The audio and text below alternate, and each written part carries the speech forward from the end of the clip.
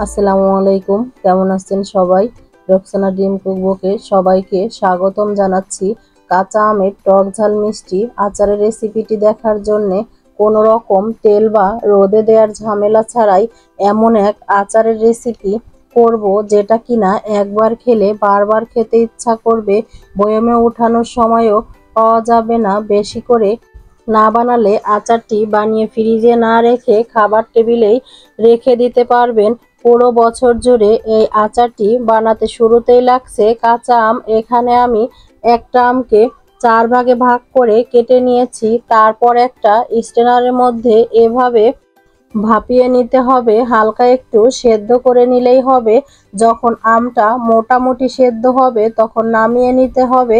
এভাবে আমটা সেদ্ধ করলে কিন্তু আচারটা বানাতে বেশ সুবিধা হয়। আমগুলো সেদ্ধ করে নামিয়ে একটা মশলা তৈরি করে নিব। আর এর জন্যে এখানে আমি নিয়ে নিচ্ছি রেডি করে রাখা আচারের মশলা বা পাঁচফোড়ন 2 চা চামচের মতো। এর একটা ভিডিও আমার চ্যানেলে আছে, চাইলে দেখে নিতে পারেন। আর দিয়ে দিচ্ছি 4টা শুকনা মরিচ। একটু ঝালের জন্য এই মশলাগুলো ভালোভাবে ভেজে নিতে হবে যতক্ষণ না পর্যন্ত একটু মুচমুচে হচ্ছে আর খুব সুন্দর একটা ঘ্রাণ আসে। ভাজা হয়ে গেলে গুঁড়া করে নিতে হবে। চুলা একটা হাঁড়িতে 2 কাপ পরিমাণ চিনি আর 1 কাপ পরিমাণে এখানে পানি দিতে হবে। চিনি আর পানিটাকে জাল দিতে হবে ততক্ষণ পর্যন্ত যতক্ষণ না চিনিটা ভালোভাবে গলে যাচ্ছে। আর চিনিটা ভালোভাবে গলে গেলে সেদ্ধ করে রাখা আমগুলো দিয়ে দিচ্ছি।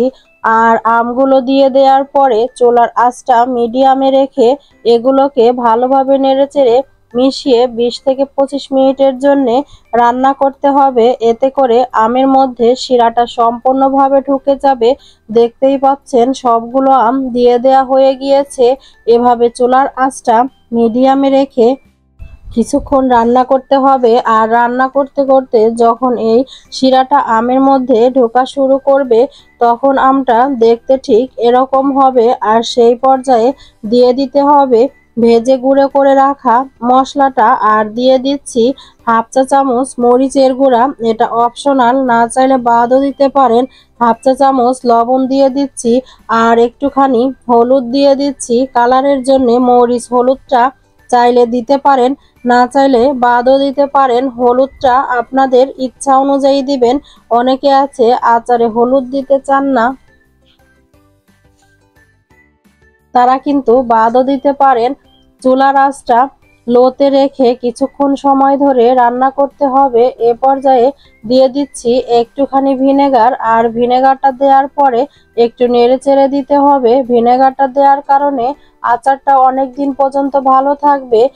এই পর্যায়ে চুলার আঁচটা একদম কমিয়ে রাখতে হবে। চুলার জালটাকে কমিয়ে আচারটা বানালে আচারের মধ্যে শিরাটা ভালো মতো ঢুকে যাবে। আর এই আচারটা একটু ঝোলঝোল অবস্থাতেই নামাতে হবে। এতে করে আম নামানোর পর ঠান্ডা হতে হতে শিরাটা অনেকটাই গাঢ় হয়ে যাবে। দেখতেই পাচ্ছেন আমি কেমন ঝোলঝোল রেখেছি। আচার কিন্তু আমার একেবারেই তৈরি হয়ে গিয়েছে। এই আচারটা খেতে এত বেশি মজার হয়, আশা করি আপনারা বাসায় ট্রাই করে দেখবেন। আমার ভিডিওর কোথাও কোনো অংশ যদি আপনাদের কাছে ভালো লেগে থাকে তাহলে প্লিজ ভিডিওটিতে একটা লাইক দিতে ভুলবেন না। চাইলে ফ্রেন্ডস এবং ফ্যামিলির সাথেও শেয়ার করতে পারেন যাতে করে তারাও দেখে উপকৃত হতে পারে। আমার চ্যানেলে নতুন হয়ে থাকলে প্লিজ চ্যানেলটি সাবস্ক্রাইব করে নিতে পারেন। আর ফেসবুক পেজ থেকে দেখে থাকলে পেজটি ফলো করে পাশেই থাকবেন। সবাই অনেক বেশি ভালো থাকবেন। আল্লাহ হাফেজ।